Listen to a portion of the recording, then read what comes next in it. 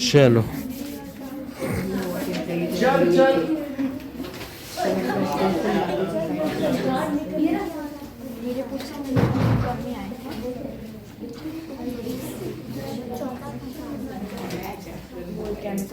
नहीं आना चाहिए, नहीं आ रहे हैं। मैं भी तो बोला है साइंस में केमिकल का सिलेबस है। इनका अलग ही सिस्टम है। इनके तो ये लोग बोले थे कि 3 चैप्टर आ रहे हैं, तो इनके अलग-अलग सेक्शन के अलग-अलग बाकी पेपर कल मिलेगा। संस्कृत के बहुत पेपर आप लोगों के रखे हैं। देवदत्त, आयुषी, रिया, दिव्या, आद्या, मानसी, सृष्टि, उधर दे दो, जस्मिता, अदिति, लक्षिता, पलक, श्रेया, ज्योति, दीपिका, मयंक, निखिल,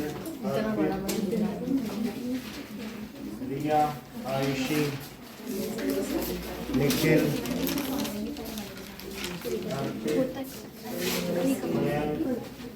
ज्योति, मानसी, पलक, दिव्या, आदित्य,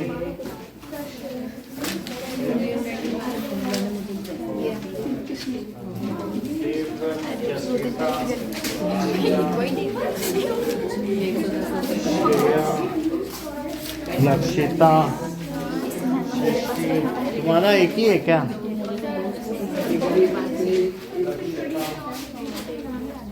चलो है कोई 5 वाला?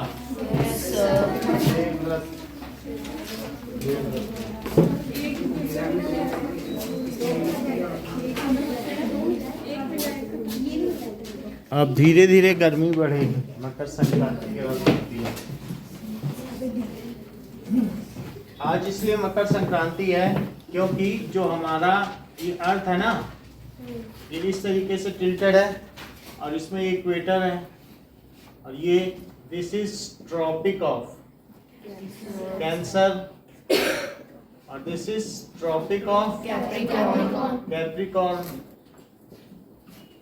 ठीक है, और ये हो गया इक्वेटर। तो हम यहाँ पर हैं क्योंकि हमारे बीच से क्या जाता है बताओ? ट्रॉपिक ऑफ कैंसर यहाँ जा रहा है। ठीक है, ऐसे इंडिया है। ओके, तो इस समय जो सन रेज है, सन अगर मान लीजिए यहाँ पे है, सन वैसे बड़ा है लेकिन मैं छोटा करके बना रहा हूँ। तो जब सन रेज इस पर सीधी पड़ती है, हम पर नहीं पड़ रही, इसको मकर रेखा कहते हैं, मकर रेखा। और इसे क्या कहते हैं? कर्क रेखा। तो अगर ये अर्थ यहाँ घूमते घूमते यहाँ आ जाए तो फिर जब यहाँ आ जाएगी तो बताओ सन रेज कहाँ पे सीधी पड़ेंगी? तो फिर क्या अब सीधी पड़ेंगी तो क्या हमको तेज धूप लगेगी? इसीलिए इसको कहते हैं कि मकर से हम हट गए। मकर से हटने का मतलब है कि जो सन रेज है वो सदर्न हेमिस्फीयर से किधर आ गई है? Northern hemisphere. तो 14 जनवरी को क्या होता है बताइए? तो 14 जनवरी, वैसे 14 जनवरी का एक टाइम है। तो ये जो सन रेज हैं वो नदर्न हेमिस्फीयर में आ जाती हैं और कर्क रेखा पर अब मकर को छोड़ देती हैं। तो इसलिए आज का नाम पड़ता है मकर संक्रांति। मकर से हमने छुट्टी पा ली और इसलिए गर्मी को कर्कश भी कहते हैं क्योंकि कर्क रेखा से गुजरती है। तो गर्मी क्या कही जाती है? कर्कश। तो ये ना, अब देखिए, तो ये 6 मंथ का इसका सफर है। अगर हम 14 जनवरी से 6 महीने और जोड़ दें तो वही होता है कि फिर हम वहां पहुंच जाएंगे। तो अब इसमें 6 महीने आप जोड़ दीजिए तो उधर पहुंच जाएंगे। ठीक है कि नहीं? ना, फरवरी, मार्च, अप्रैल, मई, जून, जुलाई के महीने के करीब ऐसा होता है। तो द एरिया ऑफ रेक्टेंगुलर, कुछ क्वेश्चन दिए गए हैं। The area of rectangular field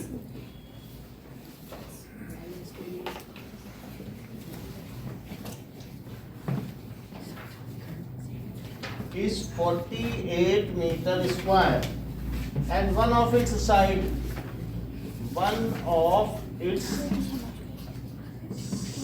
is 6 meter. How long will it take to cross? Will it take to cross the field diagonally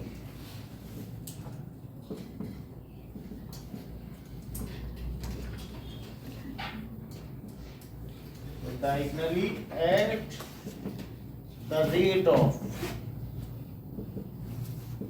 20 metre पर मिनट। मान लीजिए कि कहा गया है ये रेक्टेंगुलर फील्ड है और रेक्टेंगुलर फील्ड में इसकी एक साइड 6 मीटर है, तो दूसरी साइड तो हमें पता नहीं है, हमको ये भी नहीं पता कि दूसरी साइड, वैसे आपको क्या लगता है सृष्टि दूसरी साइड कितनी होनी चाहिए यदि इसका एरिया इतना है? 8 होनी चाहिए, तो हम इसलिए 6 इसकी ब्रेथ ले लें और 8 मीटर इसकी लेंथ होगी, लेकिन अभी हम ना लें, अभी हम इसे x मीटर लें। सो लेट लेंथ इज या one side is x metre, तो बोलो लेंथ इंटू ब्रेथ क्या होता है? क्या एरिया? एरिया 48 है और इसे x ले लिया, इसे 6 ले लिया, तो x कितना हो गया? 48/6 दैट इज 8, तो x is equal to 8 metre. अब हम अगर यहाँ से यहाँ चलें तो कह रहा है कि कितना टाइम लगेगा, तो मुझे ये बता दीजिए स्पीड क्या होता है? डिस्टेंस अपॉन टाइम, क्योंकि v क्या होता है? x/t होता है, ये पढ़ा है, डिस्टेंस अपॉन टाइम। अगर तुम 40 की स्पीड से चल रही हो और तुमको 120 मीटर चलना है, 40 मान लीजिए 40 किलोमीटर पर आवर, एक घंटे में 40 किलोमीटर चलती हो, तो बोलो तुमको 120 किलोमीटर चलना है, तो बोलो यहाँ से टाइम का क्या फार्मूला निकलेगा? टाइम भी तो निकालो। क्या? x डिस्टेंस अपॉन स्पीड, तो टाइम का क्या फार्मूला है? Distance upon speed. तुम इस स्पीड से चल रही हो, तुम इतनी डिस्टेंस चलना चाहती हो, लेकिन तुम्हारी खुद की स्पीड कितनी है? 40 किलोमीटर पर आवर, तो किलोमीटर से किलोमीटर कट गया और जो पर आवर है वो क्या ऊपर जाएगा, तो इसकी ये जो पावर है वो पॉजिटिव हो जाएगी, तो कितने घंटे लगेंगे बताइए? तो 3 आवर्स। टाइम का क्या फार्मूला है बताइए? टाइम का डिस्टेंस अपॉन स्पीड है कि नहीं? अब वो कह रहा है यहाँ से चले और यहाँ पहुंचे तो कितना टाइम लगेगा, तो क्या अगर ये 90 डिग्री है तो पाइथागोरस से इसका डायगोनल निकाला जा सकता है, जबकि इसकी एक दूसरी साइड है वो 8 मीटर आ चुकी है कि नहीं? तो बताइए पाइथागोरस थ्योरम क्या कहती है? अभी हम स्पीड की बात ना करें, तो लेंथ ऑफ डायगोनल, तो इसको आप ABCD, तो बोलिए AC स्क्वायर क्या होगा? क्या AB स्क्वायर प्लस ऐसा पाइथागोरस थ्योरम से होगा? Pythagoras theorem. Now AC square निकालें, दैट इज AB, देखो कितना, क्या 8 है और 6 स्क्वायर, तो ये 64 और प्लस 36, बोलो कितना हुआ? 100। अब अगर तुम्हें AC निकालना है तो रूट लेना पड़ेगा। 100 का रूट स्क्वायर रूट कितना होता है? 10, क्योंकि 10 इंटू 10 100 है, तो अगर स्क्वायर रूट के अंदर कोई चीज जोड़े में है तो वो बाहर निकल के कितनी बन जाएगी? क्या 1? ये जोड़े में है, so how much it will be AC? 10 metre. तो अब तुम्हें 10 मीटर चलना है, तो ये डिस्टेंस है, लेकिन तुम्हारी खुद की स्पीड क्या है? 20 मीटर पर मिनट। तो टाइम का क्या फार्मूला है? Distance upon speed. आयुषी बताओ ऊपर और नीचे क्या क्या चीजें रखी जाए?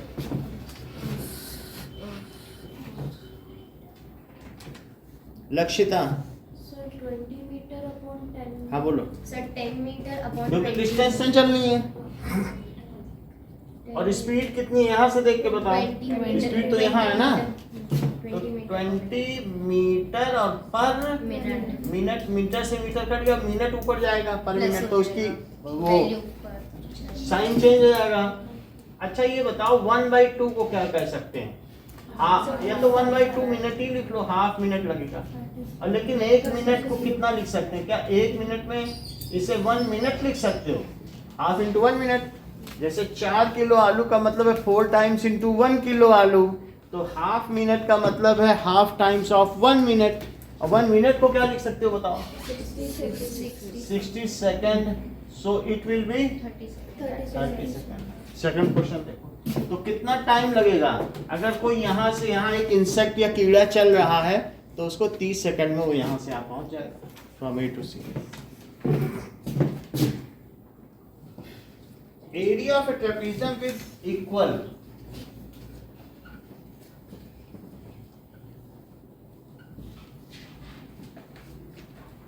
with equal non-parallel sides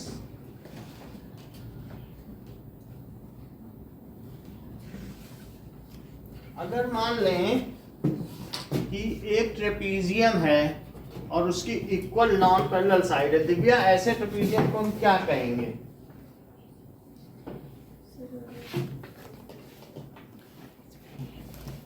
ठीक है, कोई बात नहीं। तो ऐसा अब बता दो इक्वल नॉन इक्वल, अब बताओ ऐसे ट्रेपेजियम पलक बताओ अदिति। हाँ, सिंपल सी चीज पूछेंगे दिव्या, हार्ड नहीं पूछेंगे आपसे।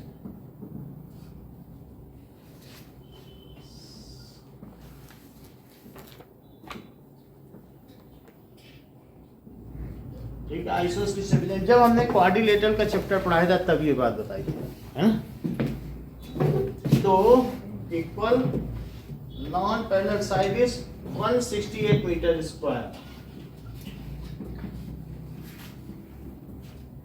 तो if the length of the parallel sides are, if the length of the parallel sides are 36 meter and 20 meter, find the length of non-parallel side.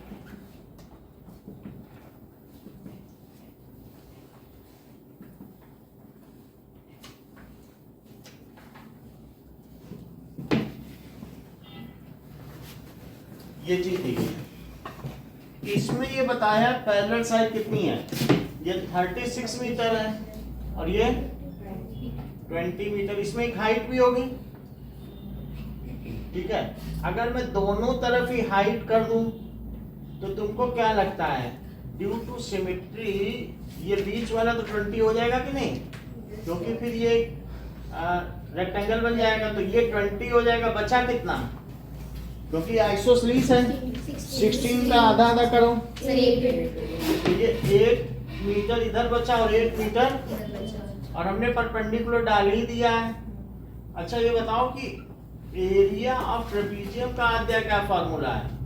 Sir half into a plus b into height. Into height, तो height को h ले लें दोनों तरफ, जबकि इसका area कितना दिया है 168 और a plus B 20 plus 36 into H, तो 168 में 2 का मल्टीप्लाई हो जाएगा, सब मल्टीप्लाई तो है, तो 2 उधर चला गया, नीचे कितना हो जाएगा बताओ, ये कितना है 56। अगर ना लिखना चाहो तो एक और स्टेप ले लो, तो बाद में लिख लेना 56 इंटू एच। अब लिख लो 168 इंटू 2 अपॉन 56, 2 से इसे काटा जा सकता है, 2 2 या 4, 2 8 या 16। अब दोनों को 7 से काट दो, 7 4 जा, इसको कट करो 7 2 जा, 24। अब 4 से इसे कट करो, तो इससे क्या पता चला h कितना हो गया।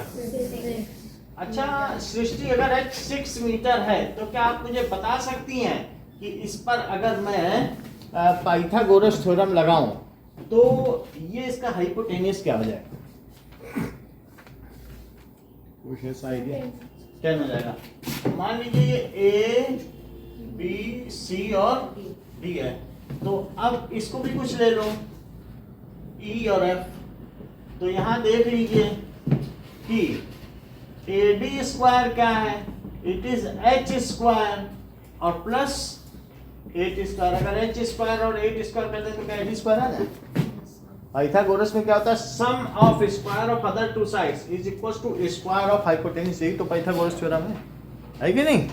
तो h कितना है आयुषी? H 6 metre. 6 मीटर आ चुका है, तो हम इसमें लिखते हैं 6 square plus 8 square, it is 80 square. This is 36 और प्लस 64 80 स्क्वायर। ये 100 आ गया और 100 का रूट ले लो तो इधर 80 आ जाएगा। यस। लेकिन 100 तो 10 into 10 होता है और रूट के अंदर जो चीज जोड़े में होती है वो बाहर आके सिंगल आ जाएगी, तो ये 10 हो गई। अब ये मुझे बताइए आयुषी, अगर AD 10 है तो BC क्या हो सकता है? सर 10, क्योंकि ये आइसोसेलेस ट्रायंगल ट्रेपेजियम है, सो जो AD है वही क्या हो जाएगा? BC। इन्हीं दोनों सवाल को करके दिखाना, फिर हम तीसरा करना। एक बार देख लो इस क्वेश्चन में सबसे पहले क्या करना है।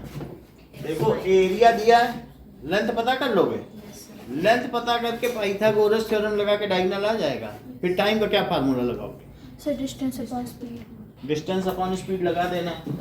ये देखो स्पीड दी है, स्पीड कितनी दी है बताओ? 20 मीटर्स पर मिनट। सही है, और ऊपर डिस्टेंस 10 रख देना क्योंकि इसी पे वो इंसर्ट चलेगा।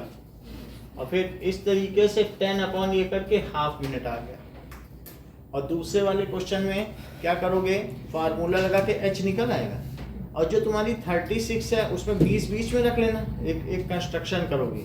और जो बचेगी 16, उसमें 16 का आधा कितना होता है? 8 दोनों तरफ दे देना। h के 6 आते ही पाइथागोरस थ्योरम लगा देना। पाइथागोरस थ्योरम लगाओ बेटा, ठीक है? सर उसमें मिनट में पावर लगाना जरूरी है। किसमें बताओ? पावर लगानी जरूरी है मिनट में। तो पर मिनट है, अगर तुम यहाँ पे कुछ भी ना करो तो बाद में ही मिनट लिख दो। हमने तो कुछ लोग के लिए बताया जो यूनिट की अकाउंटिंग करना चाहते हैं, तो ये थोड़े बच्चों के लिए, सबके लिए नहीं है। आप चाहो तो फिर पर मिनट जब ऊपर जाएगा तो पर मिनट है तो उसका साइन चेंज हो जाता है ना। जैसे 1/x स्क्वायर है, तो अगर ये x स्क्वायर ऊपर जाएगा तो x⁻² हो जाता है कि नहीं? कोई भी चीज नीचे है या x⁻³ नीचे है तो ऊपर जाएगी तो x³ हो जाएगी। साइन तो चेंज होगा ना, एक निगेटिव साइन लग जाता है, तो वो आपके ऊपर है। चाहो तो आप बिना यूनिट के ही लिख दो, बाद में आंसर लिख देना। आंसर में यूनिट लिखना, इंटरमीडिएट स्टेप में जरूरी नहीं है कि सब कुछ लिखो, वहाँ वैल्यू लिख दो।